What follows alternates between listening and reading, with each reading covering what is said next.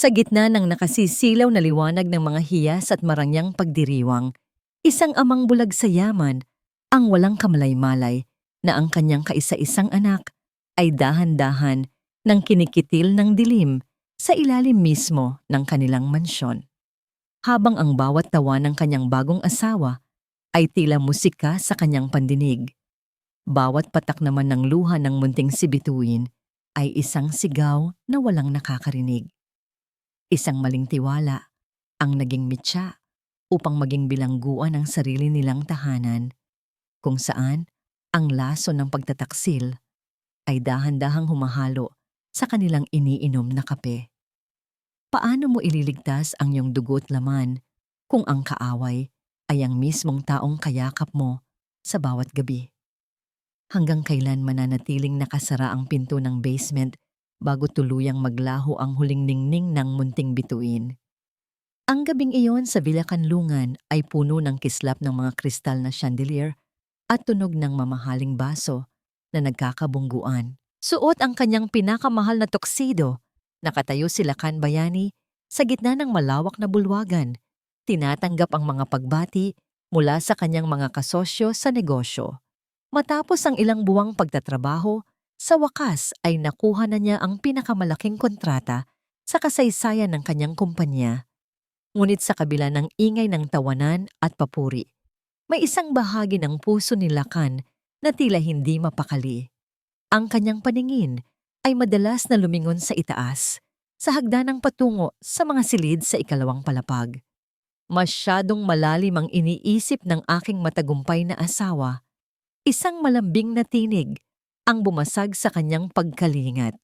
Naramdaman ni Lakan ang marahang haplos ni Dalisay sa kanyang braso. Tulad ng dati, mukhang isang anghel ang kanyang asawa sa suot nitong puting sutlang gown. Ang bawat galaw ni Dalisay ay puno ng grasya at ang kanyang nangiti ay sapat na para mapaniwala ang kahit sinong ang Villa Canlungan ay isang paraiso. Iniisip ko lang si Bituin Dali. Kanina ko pa siya hindi nakikita. Gusto ko sanang iakyat siya rito para makita ng mga bisita kung gaano na siya kalaki. Sagot ni Lakan habang hinahanap ang mukha ng kanyang 6 na taong gulang na anak. Sandaling kumislap ang kakaibang emosyon sa mga mata ni Dalisay bago ito mabilis na napalitan ng lungkot. Humilig siya sa balikat ni Lakan at bumulong. Mahal, alam mo namang masama ang pakiramdam ng bata. Katutulog lang niya pagkatapos kong ipainom ang kanyang gamot. Alam mo naman si Bituin, madaling mapagod at ayaw sa maraming tao mula nang mawala ang kanyang ina. Hayaan na muna natin siyang magpahinga para sa kanyang ikabubuti rin iyon. Huminga ng malalim si Lakan. Pinagkakatiwalaan niya si Dalisay pagdating sa pag-aalaga kay Bituin.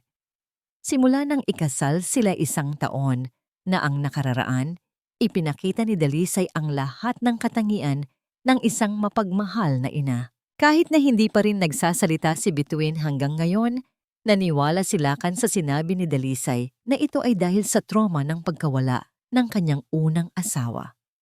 Tama ka siguro. Ayaw ko rin siyang ma-stress, sabi ni Lakan. Bagamat may maliit na tinig sa kanyang isipan na nagsasabing dapat niyang silipin ang anak. Sa gitna ng pagtitipon, napansin ni Lakan si Ginhawa, ang matandang katulong na halos 3 dekada na sa pamilya Bayani. Hawak ni Ginhawa ang isang tray ng mga inumin, ngunit ang kanyang mga kamay ay bahagyang nangangatog. Ilang beses nagtangka ang matanda na lumapit kay Lakan, pero laging humaharang si Dalisay o kaya ay ang bago nilang head ng security na si Siklab. Nang sandaling malingat si Dalisay para makipag-usap sa isang senador, mabilis na lumapit si Lakan kay Ginhawa sa sulok ng kusina. Nanay Ginhawa, ayos lang ba kayo? Bakit parang namumutla kayo? Mahinang tanong ni Lakan. Tumingin si Ginhawa sa paligid. Ang kanyang mga mata ay puno ng takot. Senyor Lakan, kailangan niyo pong makita si Bituan. Hindi po totoo ang hindi natapos ni Ginhawa ang kanyang sasabihin nang biglang sumulpot si Siklab sa likuran nito. Ang matitigas na mata ni Siklab ay tila nagbabanta. Senyor Lakan, Hinahanap na po kayo ni Ma'am Dalisay sa gitna. May mahalaga daw po kayong bisita mula sa bangko, sabi ni Siklab sa isang boses na malamig at walang emosyon. Tumango si Lakan, ngunit hindi nawala ang bigat sa kanyang dibdib.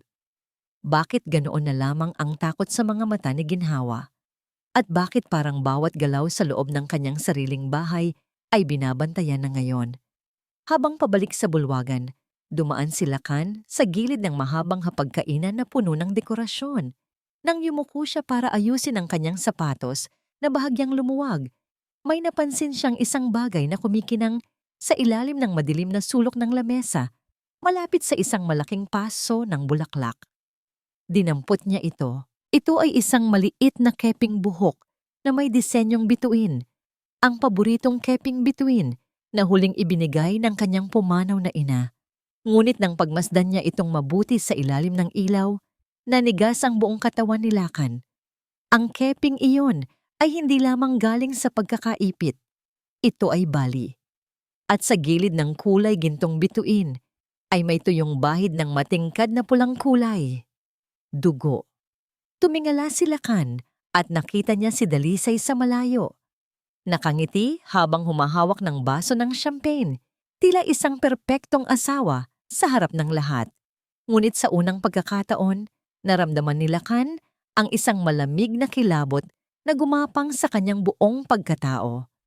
Anong nangyayari sa loob ng Villa Kanlungan kapag nakatalikod siya? Habang umaalingaw-ngaw ang masayang musika sa itaas ng Villa Kanlungan, tila nasa ibang mundo naman si Ginhawa sa kailaliman ng mansyon. Hawak ang isang maliit na supot ng tinapay at isang botelya ng gatas na itinago niya sa ilalim ng kanyang apron. Dahan-dahan siyang bumababa sa hagdan patungo sa basement. Bawat yabag ng kanyang mga paa sa malamig na semento ay tila kulog sa kanyang pandinig. Ang kanyang puso ay kumakaba, hindi dahil sa pagod, kundi dahil sa takot na baka mahuli siya ng mga mata ni Siklab na tila laging nakabantay sa bawat sulok.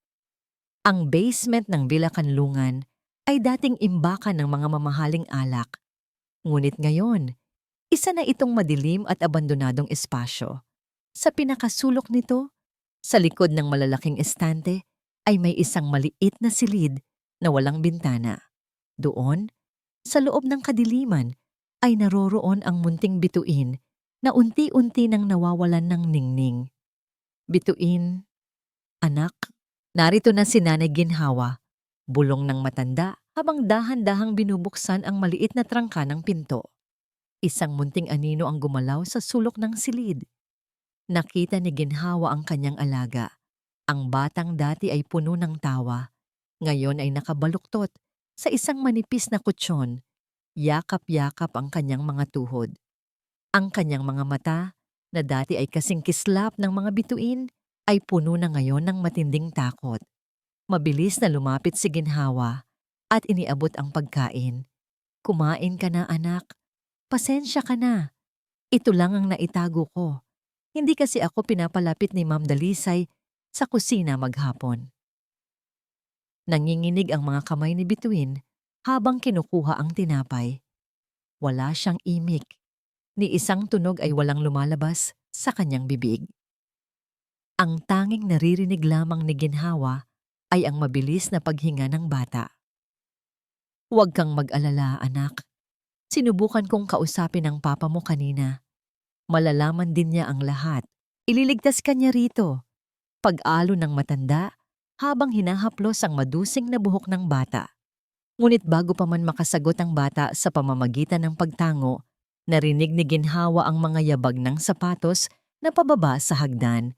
Hindi ito ang mabigat na yabag ng mga trabahador. Ito ay ang matunog at may awtoridad na tunog ng high heels. Si Dalisay. Mabilis na itinulak ni Ginhawa si Bituin pabalik sa madilim na sulok at dahan-dahang isinara ang pinto. Nagtago siya sa likod ng malalaking bariles ng alak. Pinipigilan ang kanyang paghinga habang tumatagaktak ang malamig na pawis sa kanyang noo. Sinabi ko na sa'yo, Siklab, kailangan nating bilisan. Boses ni Dalisay ang narinig ni Ginhawa. Hindi na ito ang malambing na tinig na ginagamit niya sa harap ni Lakan. Ang boses na ito ay matalim, puno ng puot at kasakiman. Huminahon ka, Dali. Konting pirma na lang mula kay Lakan at sa atin na ang lahat ng ari-ariang ito. Ang tangang yon, hanggang ngayon ay naniniwala pa rin na tapat ka sa kanya. Sagot ng isang baritonong boses. Si Siklab, narinig ni Ginhawa ang tunog ng lighter at ang amoy ng sigarilyo na humalo sa amoy ng amag sa basement. Paano ang bata? Nakakaistorbo na siya, tanong ni Siklab. Baka mamaya ay makahanap ng paraan ang matandang Ginhawa na makapagsumbong sa pulis o kay Lakan. Narinig ni Ginhawa ang malamig na tawa ni Dalisay, isang tawang nagpatayo ng balahibo sa kanyang batok. Huwag kang mag-alala kay Ginhawa. Alam ko kung paano siya patatahimikin. At tungkol sa batang iyan, kapag nakuha ko na ang huling lagda ni Lakan sa power of attorney ngayong linggo, hindi na natin siya kailangan. Maaari mo na siyang dalhin sa malayo. Kahit saan, basta siguraduhin mong hindi na siya makakabalik. Patay o buhay? Tanong ni Siklab, na tila nagbibiro lang. Desisyon mo na yan, basta malinis yung trabaho. Maikling sagot ni Dalisay. Pagkatapos nating makuha ang pera, aalis na tayo sa bansang ito at iiwan nating nakanganga ang magaling na si Lakan Bayani. Hayaan nating mabulok siya sa pangungulila, sa anak niya at sa nawalang yaman. Nanigas ang buong katawan ni Ginhawa. Ang kanyang mga kamay ay kapit sa bariles hanggang sa mamuti ang kanyang mga kuko. Ang kanyang mga hinala ay totoo. Ang babaeng pinakasalan ni Senyor Lakan ay isang demonyong may mukhang anghel. Nang marinig niyang paakyat na ang dalawa, naghintay pa ng ilang minuto si Ginhawa bago naglakas loob na lumabas sa kanyang pinagtataguan. Kailangan niyang makalabas. Kailangan niyang sabihin kay Lakan ang narinig niya bago maging huli ang lahat. Ngunit nang humakbang siya patungo sa hagdan, isang malakas na tunog ng pagkabasag ng bote ang umalingaw-ngaw sa tahimik na basement. Nasagi niya ang isang bote ng alak dahil sa kanyang panginginig. Tumigil ang mundo ni Ginhawa. Narinig niya ang paghinto ng mga yabag sa itaas ng hagdan. Siklab, narinig mo ba yon? Tanong ni Dalisay. May daga yata sa ibaba. Hayaan mong tingnan ko. Sagot ni Siklab. Mabilis na naghahanap ng matataguan si Ginhawa, ngunit huli na. Ang liwanag mula sa flashlight ni Siklab ay tumama sa kanyang mukha. Sa itaas ng hagdan, nakatayo si Dalisay, nakapamaywang at may isang mapang-uyam na ngiti sa kanyang mga labi. Ang kanyang mga mata ay hindi na nagtatago ng anumang kabutihan. Puro dilim na lamang ang makikita rito. Akala mo ba ay hindi ko alam ang ginagawa mo, Nanay Ginhawa? Dahan-dahang sabi ni Dalisay habang bumababa pabalik sa basement. Masyado kang mapagmahal sa batang hindi mo naman kaano-ano. At ang pagmamahal na yan, ang magiging mitya ng iyong katapusan. Humakbang si Siklab patungo kay Ginhawa, hawak ang isang makapal na lubid. Anong gagawin niyo sa akin? Nanginginig na tanong ni Ginhawa habang pilit na iniaatras ang kanyang sarili sa dingding. Tumingin si Dalisay kay Siklab at tumango. Siguraduhin mong hindi siya makakagawa ng ingay. May bisita tayo sa itaas. Ayaw nating masira ang party, di ba? Hindi nakatulog ng maayos si Lakan noong gabing iyon. Paulit-ulit na bumabalik sa kanyang balintataw ang dugo ang keping buhok ni Bituin. Nakakulong siya sa kanyang opisina. Tinititigan ang maliit na bituing ginto sa kanyang palad. Nang biglang bumukas ang pinto at pumasok si Dalisay. Ngunit hindi ito ang Dalisay na nakita niya sa party. Ang kanyang buhok ay bahagyang gulo at ang kanyang mga mata ay mamasa-masa sa luha. Lakan, mahal, hindi ko na alam ang gagawin ko. Hikbi ni Dalisay habang humihilig sa dibdib ni Lakan. Anong nangyari, Dali? Bakit ka umiiyak? Nag-aalalang tanong ni Lakan, bagamat may bahagi ng kanyang isipan na nananatiling mapagmatyag. Si Nanay Ginhawa, nahuli ko siya sa aking silid, ang aking kwintas, ang paborito mong regalo sa akin. Nawawala ito. At hindi lang iyon, Lakan. Tumingin si Dalisay sa mga mata ng asawa nang may halong pait. Narinig ko siyang binubulungan si Bituin. Sinasabi niya sa bata na ako raw ang pumatay sa kanyang ina. Sinasabi niya na ako ang dahilan kung bakit siya nagdurusa. Kaya pala lalong natatakot sa akin ang bata. Naramdaman ni Lakan ang biglang pag-akyat ng dugo sa kanyang ulo. Ano? Si Nanay Ginhawa. Imposible. 3 dekada na siya sa pamilyang ito. Iyon din ang akala ko, Lakan. Pero baka dahil sa katandaan o dahil sa inggit. Hindi ko na alam. Kanina, nang subukan ko siyang tanungin, nagwala siya at tinangkang saktan ako. Mabuti na lang at naroon si Siklab para pigilan siya. Patuloy ni Dalisay habang lalong hinihigpitan ng yakap sa asawa. Hindi nag-atubili si Lakan. Mabilis siyang lumabas ng opisina at tinungo ang maliit na silid ni Ginhawa sa likod ng mansyon. Naroon si Siklab, nakatayo sa labas ng pinto na tila isang bantay sa bilangguan. Nasaan siya? Matigas na tanong ni Lakan. Nasa loob po, senyor. Ayaw lumabas. Sagot ni Siklab na may mapanuyang ngiti. Pabalibag na binuksan ni Lakan ang pinto. Nakita niya si Ginhawa na nakaupo sa gilid ng kanyang kama. Ang kanyang mukha ay may pasa at ang kanyang damit ay punit-punit. Ang matanda ay tila wala sa sarili, nanginginig ang buong katawan. Senyor Lakan, makinig po kayo. Ang asawa niyo, si Bituin. Nauutal na, sabi ni Ginhawa nang makita ang amo. Nasaan ang kwintas ni Dalisay? Sigaw ni Lakan.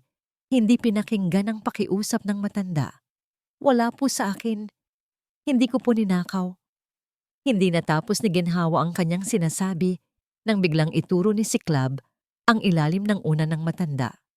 Senyor, tingnan niyo po. Doon, sa ilalim ng lumang unan, ay kumikinang ang mamahaling kwintas ni Dalisay. Kasama nito ang ilang mga dokumento mula sa opisina ni Lakan na hindi dapat naroon. Nanlumos si Lakan.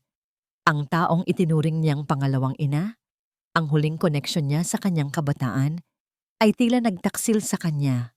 Ang laso ng pagdududa na itinanim ni Dalisay ay mabilis na kumalat sa kanyang puso. Bakit, Nanay Ginhawa? Bakit mo ito nagawa? Binigay ko sa inyo ang lahat ng kailangan nyo. Galit na sigaw ni Lakan. Senyor, paka na lang po ito ni Dalisay. Ginawa niya ito para paalisin ako dahil alam ko ang sikreto nila ni Siklab, si Bituin. Ang anak niyo ay nakakulong sa... Tumigil ka! Putol ni Lakan. Huwag mong gamitin ang anak ko sa mga kasinungalingan mo. Sapat na ang narinig ko. Sa di kalayuan, sa ilalim ng anino ng pasilyo, nakatayo ang maliit na si Bituin. Nakasilip ang bata. Ang kanyang mga kamay ay nakakapit sa gilid ng pader. Nakikita niya ang lahat. Ang galit ng kanyang ama, ang paghagulgol ni Nanay Ginhawa, at ang mapanuring na ngiti ni Dalisay na nakatayo sa likuran ni Lakan. Nais sumigaw ni Bituin. Nais niyang sabihin sa kanyang papa na si Nanay Ginhawa ang tanging nagpapakain sa kanya sa dilim. Pero nang magtama ang paningin nila ni Dalisay, dahan-dahang itinaas ng babae ang kanyang hintuturo sa kanyang mga labi. Isang babala. Isang banta. Mabilis na nagtago si Bituin, ang kanyang puso ay tila sasabog sa takot. Kasabay ng biglang pagbuhos ng malakas na ulan, hinila ni Siklab si Ginhawa palabas ng mansyon. Lakan, parang awa mo na. Huwag mong pagkaitan ng proteksyon ng anak mo. Sigaw ni Ginhawa habang kinaladkad siya sa gitna ng bagyo. Umalis ka na, bago pa ako makagawa ng bagay na pagsisisihan ko. Huwag ka nang babalik sa Villa Kanlungan. Bulyaw ni Lakan habang isinasara ang malaking gate ng mansyon.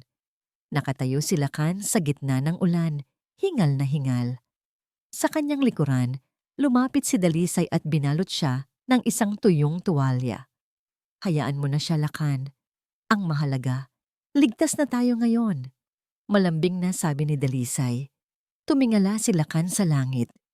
Hinahayaan ng ulan na humalo sa kanyang hindi maipaliwanag na lungkot.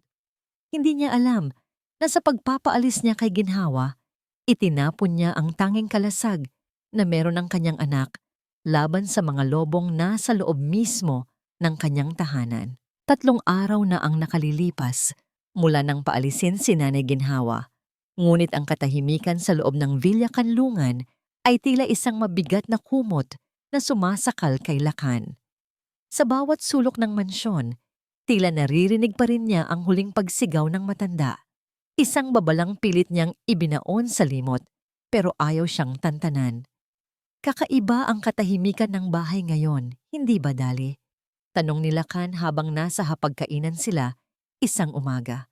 Hindi sumagot agad si Dalisay. Busy ito sa paghihiwa ng kanyang steak. Bawat hiwa ay tumpak at walang ingay. Mas mabuti na ito, mahal. Wala nang nanggugulo sa isipan ni Bituin. Sabi ng bagong yaya na kinuha ni Siklab, mahimbing daw ang tulog ng bata sa kanyang silid.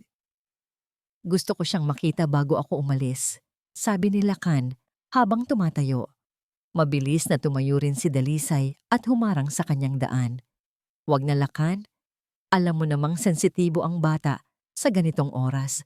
Baka mag-tantrums na naman siya at mahirapan kaming patigilin. Hayaan mo na muna ang mga eksperto ang humawak sa kanya. Tinitigan ni Lakan ang kanyang asawa. Sa unang pagkakataon, napansin niya ang lamig sa mga mata nito. Isang lamig na hindi niya nakita noong nanliligaw pa lang siya. Tumango na lang siya, ngunit ang pagdududa sa kanyang puso ay lalong lumalim. Sige, may kailangan akong asikasuhin sa opisina sa Maynila. Baka bukas na ako ng gabi makabalik. Paalam ni Lakan. Humalik si Dalisay sa kanyang pisngi. Mag-iingat ka sa biyahe, mahal. Kami na ang bahala rito. Sumakay si Lakan sa kanyang sasakyan at nagmaneho palabas ng gate. Ngunit pagdating sa kanto ng highway, itinigil niya ang kotse. Hindi siya tutuloy sa Maynila. May kung anong udyok sa kanyang kalooban na nagsasabing kailangan niyang bumalik. Hindi bilang amo, kundi bilang isang espiya sa sarili niyang tahanan. Ipinark niya ang kotse sa isang tago at madilim na bahagi ng kagubatan malapit sa bakod ng mansyon. Gamit ang kanyang susi sa maliit na gate sa likod na ginagamit lamang ng mga hardinero, tahimik siyang nakapasok sa Villa Kanlungan. Ang bahay ay tila abandonado. Walang mga katulong sa pasilyo. Tila lahat ay pinagbakasyon o pinagkulong sa kanilang mga kwarto. Habang naglalakad siya sa madilim na pasilyo patungo sa kanyang sariling opisina, nakarinig siya ng isang malakas na tawanan, isang tawa ng lalaki at isang tawa ng babae na kilalang kilala niya. Nagmumula ang tunog sa loob ng kanyang opisina, ang santuwaryo kung saan siya gumagawa ng mga mahahalagang desisyon para sa kanyang kumpanya. Dahan-dahan niyang pinihit ang doorknob, sapat lang para makasilip sa maliit na puwang. Ang nakita niya ay tila isang saksak sa kanyang puso. Naroon si Siklab, nakaupo sa mismong silya ni Lakan, ang mga paa ay nakapatong sa mesa. Hawak nito ang isang baso ng mamahaling whiskey ni Lakan at sa kanyang kandungan, nakaupo si Dalisay, hinahaplos ang muka ng security guard nang may pagmamahal na kailanman ay hindi nito ipinakita kay Lakan. Konting tiis na lang Siklab, malambing na sabi ni Dalisay. Kapag nakuha na natin ang pirma niya sa huling transfer of titles, wala na tayong kailangang itago. Magiging atin na ang lahat ng pinaghirapan ng hangal na yan. Paano kung makatunog siya? Masyado na siyang nagtatanong tungkol sa bata. Sagot ni Siklab habang inilalapit ang mukha kay Dalisay. Huwag kang mag-alala. Ang lason na inihahalo ko sa kanyang kape araw-araw ay unti-unti nang nagpapahina sa kanyang isip. Akala niya ay stress lang ang nararamdaman niya. Pero ang totoo, dahan-dahan ko na siyang pinapatay nang hindi niya namamalayan. Napahawak si Lakan sa pader para hindi matumba. Ang kanyang mundo ay gumuho sa isang saglit. Ang babaeng pinangakuan niya ng habambuhay ay ang mismong taong nagnanais na kitlin ang kanyang hininga. Ngunit mas matindi ang naramdaman niyang galit nang marinig ang susunod na sinabi ni Siklab. At ang bata? Ang munting bituin mo? Masyado siyang maingay sa basement kanina. Muntik na siyang marinig ng driver bago ko siya patahimikin. Hayaan mo siya.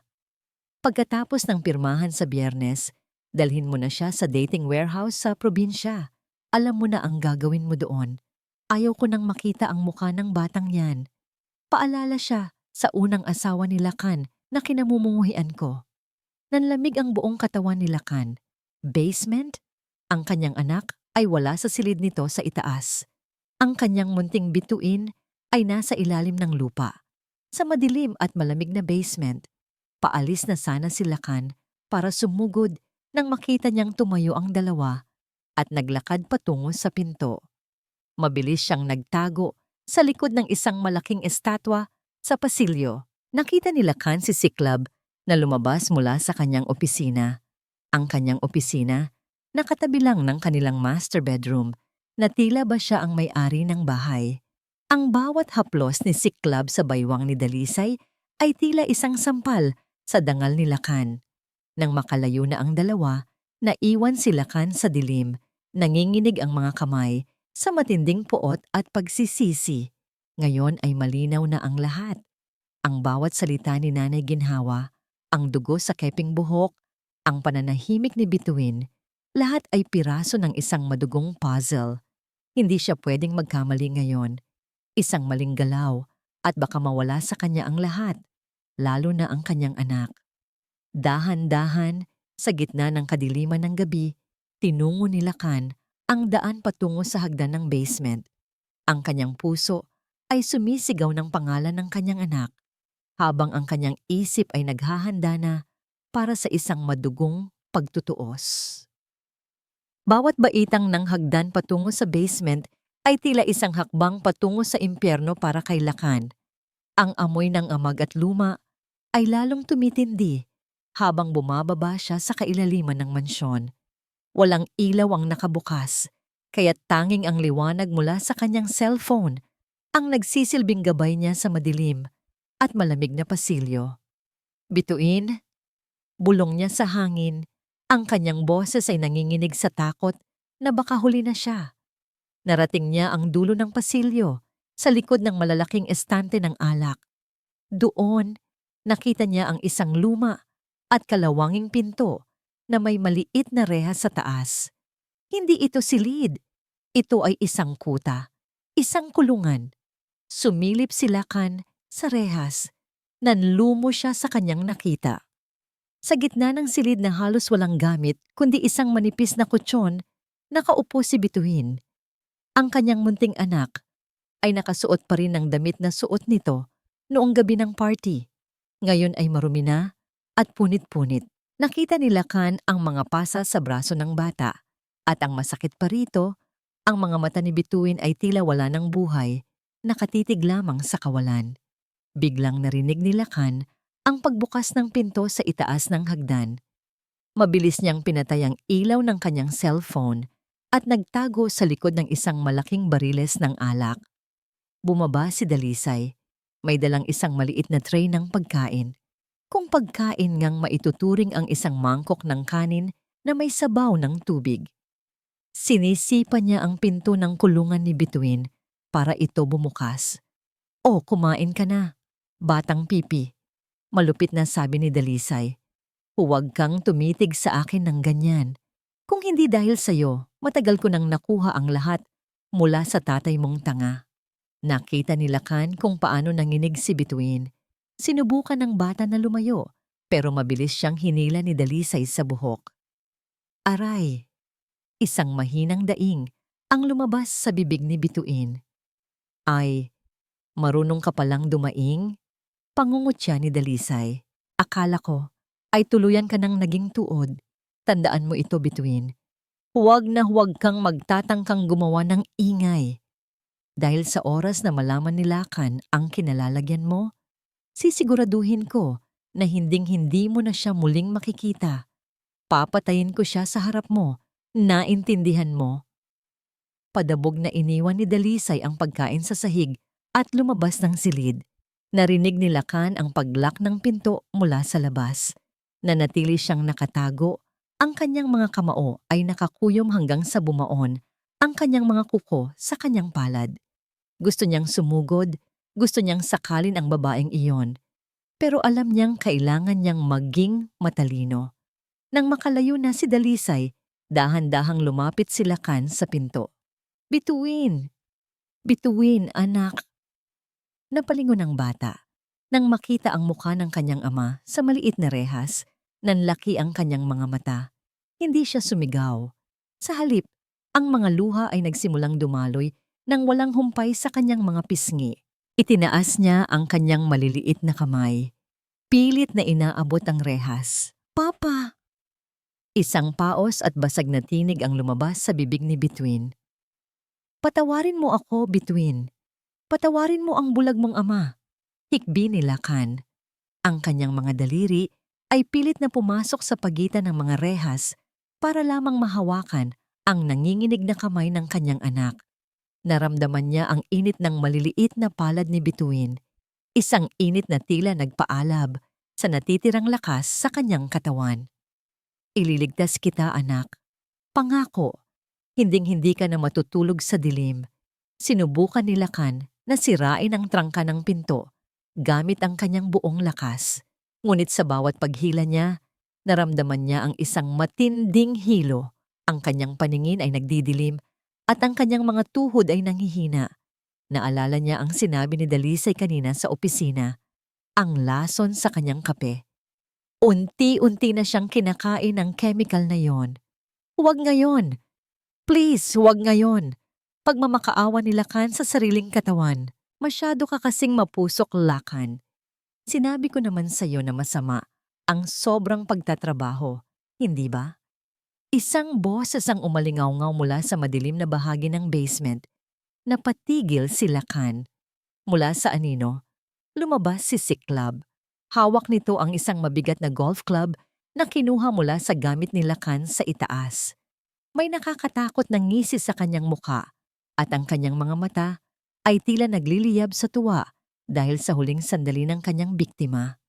Siklab, ungol ni Lakan, pilit na tumatayo ng tuwid habang nakakapit sa rehas ng selda ni Bituin. Akala mo ba ay ganoon kami kadaling maloko? Alam ni Dalisay na hindi ka tutuloy sa Maynila. Masyado kang predictable, Lakan. Ang pagiging mabuting ama mo. Moo ang papatay sa'yo, sabi ni Siklab habang dahan-dahang lumalapit. Narinig ni Lakan ang mahinang iyak ni Bituin sa loob. Papa, Papa, takbo na po. Ang boses na yon ni Bituin, bagamat mahina, ay nagbigay kay Lakan ng adrenaline na kailangan niya. Kahit nahihilo, sumugod si Lakan kay Siklab. Nagpambuno ang dalawang lalaki sa makitid na pasilyo ng basement. Lumagapak ang katawan ni Lakan sa mga kahon ng alak. Nabasag ang mga bote at humalo ang amoy ng alak sa amoy ng dugo. Ngunit mas malakas si Siklab. Dahil sa lason, mabagal ang bawat galaw ni Lakan. Isang malakas na sipa sa sikmura ang nagpabagsak kay Lakan sa semento. Tapusin na natin ito, sabi ni Siklab habang itinataas ang golf club para sa huling hampas. Pagkatapos mo, isusunod ko ang bata para naman magkasama na kayo ng unang asawa mo. Ipinikit ni Lakan ang kanyang mga mata, inihahanda ang sarili sa huling sandali. Ngunit bago pa man bumagsak ang bakal sa kanyang ulo, isang malakas na tunog ng putok ng baril ang bumasag sa katahimikan ng basement. Napahinto si Siklab. Ang kanyang braso ay dugo ang bumagsak at ang golf club ay kumalansing sa sahig. Bitawan mo ang armas mo. Pulis ito! Isang matigas na boses ang narinig mula sa hagdanan. Sa itaas ng hagdan, nakatayo ang ilang mga pulis at sa likuran nila ay isang figura na hindi inakala ni Lakan na makikita niya muli. Si Nanay Ginhawa. Ang matanda ay basa pa rin ng ulan, nanginginig. Ngunit ang kanyang mga mata ay puno ng determinasyon. Sa kanyang kamay ay hawak niya ang dashcam ng sasakyan ni Siklab na niyang kinuha bago siya pinalayas. Ang ebidensyang naglalaman ng lahat ng pag-uusap ni Dalisay at Siklab sa loob ng sasakyan. Senyor Lakan, sigaw ni Ginhawa. Ngunit bago pa man makahinga ng maluwag si Lakan, narinig niya ang isang pamilyar at nakakakilabot na tawa mula sa likuran ng mga pulis. Akala niyo ba ay ganito lang kadali ang lahat? Si Dalisay. Nakatayo siya sa itaas. Hawak ang isang remote control. Ang kanyang mukha ay punong-puno ng galit at desperasyon. Lakan, kung mamamatay ako, isasama ko ang lahat ng mahahalaga sa iyo. Ang basement na ito ay nilagyan namin ni Siklab ng mga tangke ng gas para sa incinerator ng mansyon. Isang pindot ko lang, magiging abo ang Villa Kanlungan. Nanlaki ang mga mata ni Lakan. Napatingin siya sa loob ng selda kung saan nakakulong pa rin ang kanyang anak. Dalisay, huwag, ang bata, sigaw ni Lakan. Ngunit ang daliri ni Dalisay ay dahan-dahang dumidiin sa baton ng remote. Isang mapanganib na ngiti ang huling nakita ni Lakan bago ang buong basement ay niyanig ng isang malakas na pagsabog. Umaling-awngaw ang nakabibinging tunog ng pagsabog sa bawat sulok ng basement. Yumanig ang semento at ang mga alikabok at usok ay agad na bumalot sa paligid. Ang liwanag ng apoy mula sa sumabog na tangke ng gas ay nagbigay ng nakakatakot na kulay kahel sa madilim na silid. Bituin! Ang anak ko! Sigaw ni Lakan. Kahit hirap na hirap huminga dahil sa usok at sa lason na nananalaytay sa kanyang dugo, pilit niyang ginapang ang distansya patungo sa selda ng kanyang anak. Nakita niya ang maliit na katawan ni Bituin na nakahandusay sa sahig ng selda, natabunan ng ilang piraso ng gumuhong kisame. Hindi gumagalaw ang bata. Hindi. Huwag ang anak ko. Lord, parang awa niyo na. Pagsusumamo ni Lakan habang kinakalos ang mga guho gamit ang kanyang sugatang mga kamay. Sa kabilang dako, sinubukan ni Siklab na tumakas sa gitna ng kaguluhan, ngunit hinarang siya ng 2 pulis. Isang malakas na bayo sa sikmura ang nagpabagsak sa sugatang kontrabida. Samantala, si Dalisay ay mabilis na tumakbo pabalik sa hagdan, ngunit huli na ang lahat. Hinarang siya ni Nanay Ginhawa. Ang matandang inakala niyang mahina ay nakatayo ngayon ng buong tatag. Hawak ang isang mabigat na piraso ng kahoy. Tapos na ang kasamaan mo, Dalisay. Sigaw ni Ginhawa bago ihampas ang kahoy sa binti ng babae na nagpabagsak kay Dalisay sa hagdanan. Nagkagulo ang mga pulis sa pag-apula ng apoy at pag-aresto sa mga suspek. Sa gitna ng kaguluhan, naabot na ni Lakan ang pintuan ng selda. Gamit ang isang bakal na nakita niya sa sahig, buong lakas niyang hiningal ang trangka ng pinto. Sa huling pagsisikap, bumukas ang pinto. Bituin, Bituin, gising, anak. Bulong ni Lakan habang kinukuha ang bata mula sa ilalim ng mga guho. Dahan-dahang imulat ni Bituin ang kanyang mga mata. Nang makita niya ang dugo ang mukha ng kanyang ama, pilit niyang itinaas ang kanyang munting kamay para haplusin ang pisngi ni Lakan. Papa, huwag ka nang mawawala. Paos na, sabi ng bata. Isang himala. Ang boses na matagal nang nawala ay muling narinig ni Lakan. Hindi na, anak. Hindi na tayo muling magkakahiwalay. Pangako ni Lakan. Kasunod ang pagtulo ng kanyang mga luha sa maruming mukha ni Bituin.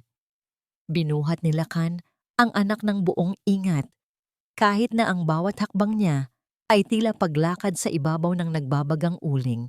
Ang init ng apoy ay lalong tumitindi at ang usok ay tila isang malupit na kamay na sumasakal sa kanyang lalamunan. Bawat pintig ng kanyang puso ay may kasamang matinding kirot. Ang lason ay unti-unti nang umaabot sa kanyang sistema. Senyor Lakan, dito po.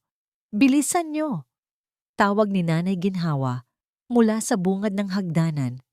Sa gitna ng usok, nakita ni Lakan si Dalisay na pilit na kumakawala sa mga pulis. Ang kanyang magandang mukha ay punong-puno na ngayon ng uling at luha ng desperasyon. Ang maskara ng perpektong asawa ay tuluyan ng nadurog. Pinalitan ng hitsura ng isang taong nawalan ng lahat.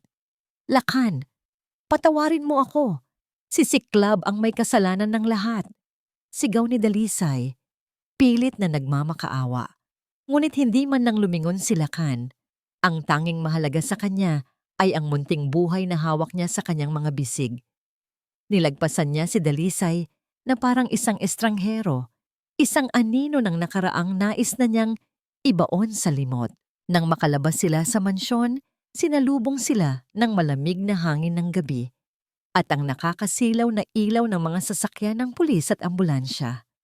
Agad na lumapit ang mga paramedic para kunin si Bituin mula sa kanya. Ang anak ko. Unahin niyo ang anak ko. Hirap na sabi ni Lakan habang dahan-dahang inihuhulog ang katawan sa damuhan. Senyor!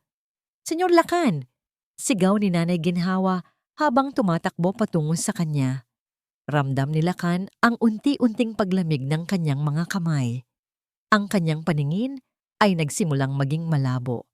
Ang mga bituin sa langit ay tila umiikot, unti-unting naglalaho sa dilim. Narinig niya ang malayo at garalgal na boses ni Dalisay na isinasakay sa patrol car. Nagsisisigaw ng mga sumpa. Ngunit sa gitna ng kadilimang dumarating, ang huling nakita ni Lakan ay ang mukha ni Bituin sa loob ng ambulansya. Ligtas, humihinga, at nakatingin sa kanya ng may pag-asa. Pop! Iyon ang huling salitang narinig ni Lakan bago tuluyang lumubog ang kanyang kamalayan sa isang malalim at madilim na kawalan. Ang katahimikan ay tuluyan ng bumalot sa kanya habang ang Villa Kanlungan ay nagnininga sa likuran, tila isang dambuhalang sulo na tumutupok sa lahat ng kasinungalingan at sakit ng nakaraan. Puti. Puro puti ang nakikita ko. Parang lumulutang ako sa gitna ng isang tahimik na dagat. Wala ang bigat ng mga dokumento sa opisina, wala ang ingay ng mga sapatos ni Dalisay, at wala ang kirot ng lason. Pero kasabay ng katahimikang ito ay ang isang malamig na takot. Ang takot na baka ito na ang dulo. Huwag muna. Panginoon, bulong ko sa aking isipan. Hayaan niyo muna akong makabawi sa aking anak. Senyor, Senyor Lakan, lumaban po kayo. Naririnig ko ang boses ni Nanay Ginhawa. Malayo, tila nanggagaling sa kabilang pampang, at may isa pang boses, maliit, malambing at puno ng pakiusap. Papa, gising na po. Papa, ang boses na yon. Iyon ang boses na matagal kong ipinagkait sa aking sarili dahil sa aking pagkabulag. Ang boses ni Bituin. Ang boses ng aking munting bituin na tila humihila sa akin pabalik mula sa madilim na kailaliman. Dahan-dahan, pilit kong iminulat ang aking mga mata. Ang liwanag ng puting ilaw sa ospital ay sumugat sa aking paningin pero hindi ako sumuko. Nang luminaw ang lahat, ang unang mukha na nakita ko ay ang aking anak. Nakaupo si Bituin sa gilid ng iyong aking kama. May benda ang kanyang maliit na braso at gasgas sa kanyang pisngi, pero ang kanyang mga mata ay nagniningning sa pag-asa.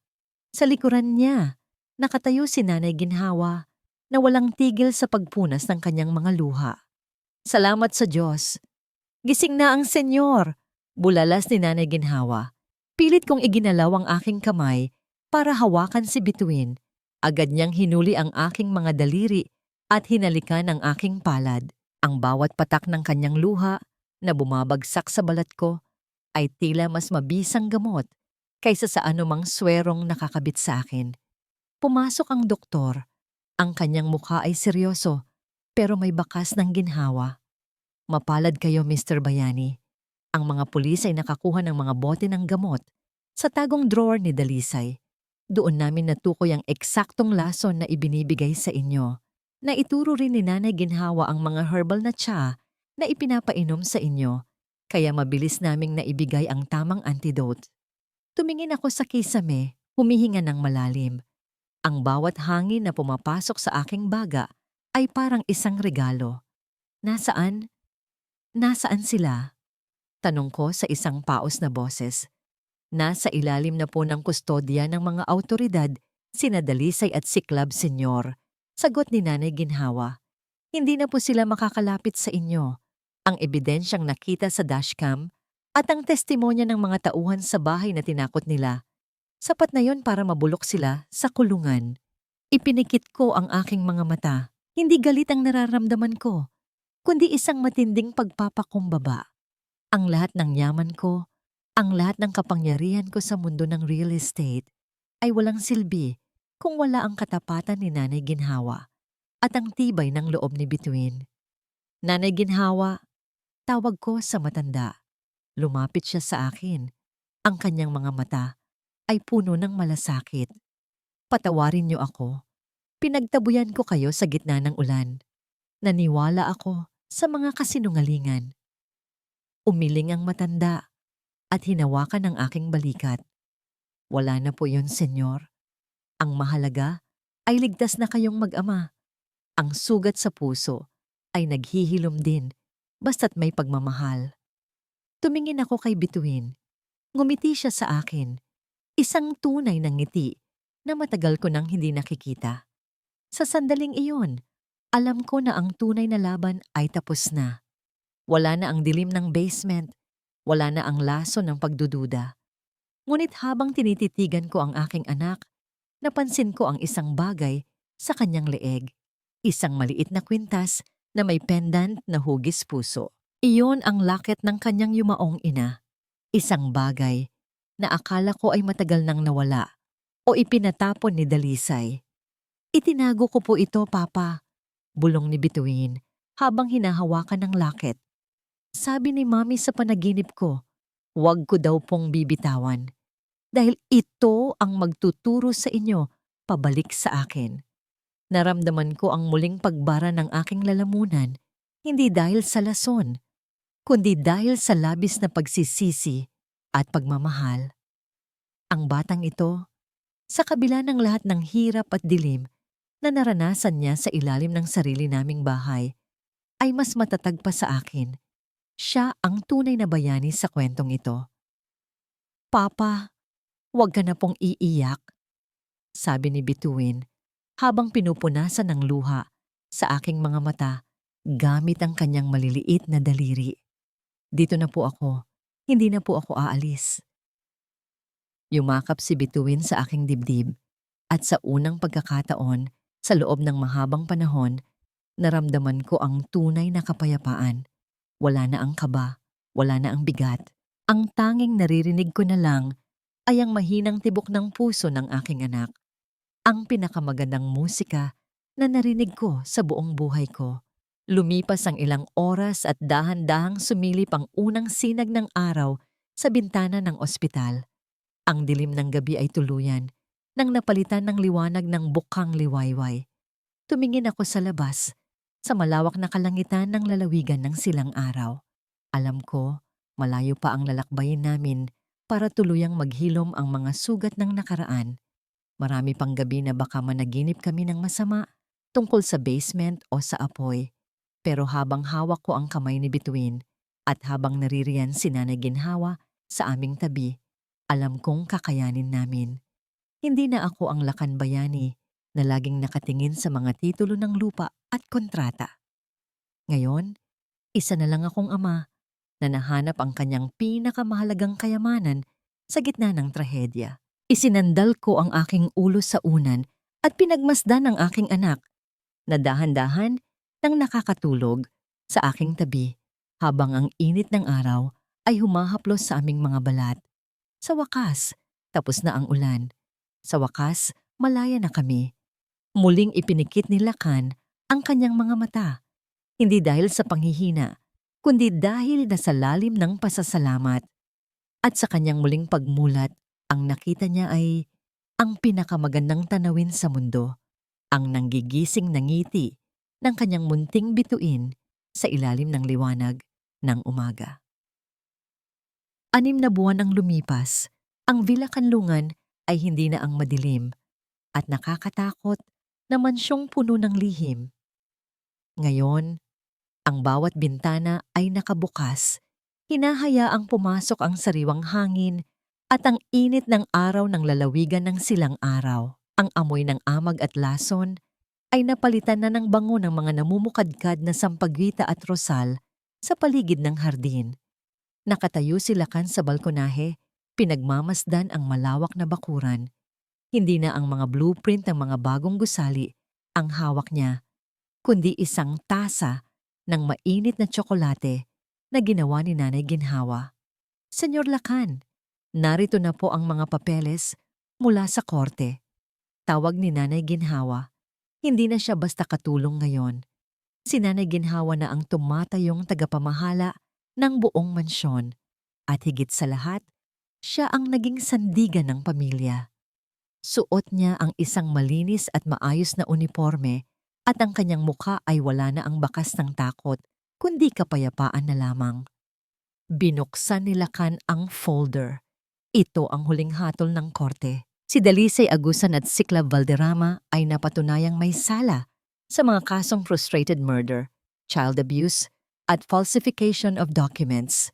Habang buhay na pagkabilanggo ang hatol sa kanila, wala silang piyansa. Tumingin si Lakan sa isang maliit na sobre na kalakip ng mga papeles. Ito ay isang sulat mula kay Dalisay, direkta mula sa loob ng kulungan. Puno ito ng mga salita ng pagsisisi, humihingi ng tawad at nagmamakaawa para sa tulong pinansyal. Isang mapait na ngiti ang sumilay sa mga labi ni Lakan.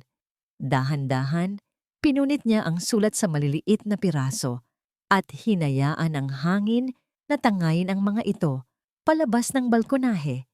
Ang galit ay wala na sa kanyang puso, kundi isang malalim na pagtanggap na ang bawat tao ay may kanya-kanyang ani sa itinanim nilang binhi. Papa!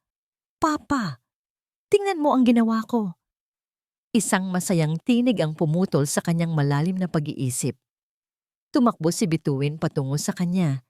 Bit-bit ang isang painting na gawa sa watercolor. Ang kanyang anak ay hindi na ang batang nakakulong sa basement. Ang kanyang mga pisngi ay mabilog na muli at ang kanyang mga mata ay nagniningning na parang mga tunay na bituin. Kinuha ni Lakan ang painting. Iyon ay larawan ng 3 tao na magkakahawak kamay sa harap ng isang bahay na puno ng bulaklak. Isang lalaki, isang bata, at isang matandang babae. Sina Papa, ako, at si Nanay Ginhawa. Masayang paliwanag ni Bituin. Ang kanyang boses ay malinaw, puno ng buhay, at wala ng anumang takot. Niyakap ng mahigpit ni Lakan ang kanyang anak. Napakaganda, Bituin. Napakaganda. Senyor, handa na po ang merienda sa silong. Nagluto ako ng paborito ni Bituin na kakanin. Wika ni Nanay Ginhawa habang nakangiti sa kanilang dalawa. Sabay-sabay silang bumaba sa malawak na hagdanan. Ang Villa Kanlungan, na dati ay simbolo ng kapangyarihan at yaman, ay naging tunay na kanlungan na ngayon. Isang lugar kung saan ang pag-ibig, katapatan, at kapatawaran ang siyang nagpapatatag sa mga pader nito. Habang naglalakad sila sa hardin, lumingon si Lakan sa huling pagkakataon sa itaas ng mansyon. Alam niyang hindi magiging madali ang pagkalimot sa lahat ng nangyari, pero sa bawat tawag ni Bituin sa kanyang pangalan at sa bawat pag-aalaga ni Nanay Ginhawa, unti-unting nabubura ang mga pilat ng nakaraan. Natutunan ni Lakan na ang tunay na tagumpay ay hindi nasusukat sa laki ng iyong kumpanya o sa dami ng iyong ari-arian. Ang tunay na kayamanan ay nasa loob ng mga bisig na yumayakap sa iyo pag-uwi mo at sa mga matang tapat na tumitingin sa iyo sa kabila ng iyong mga pagkakamali. Ang gabi ay darating pa rin, ngunit sa pagkakataong ito, hindi na matatakot si Bituin dahil alam niya at alam ni Lakan na hanggat sila ay magkakasama, hinding-hindi na muling magdidilim sa loob ng Villa Kanlungan. Ang kwento ni Lakan, Bituin at Nanay Ginhawa ay isang paalala sa atin na ang kasamaan, gaano man ito katuso at kakinang sa paningin, ay hinding-hindi magtatagumpay laban sa wagas na pag-ibig at katotohanan.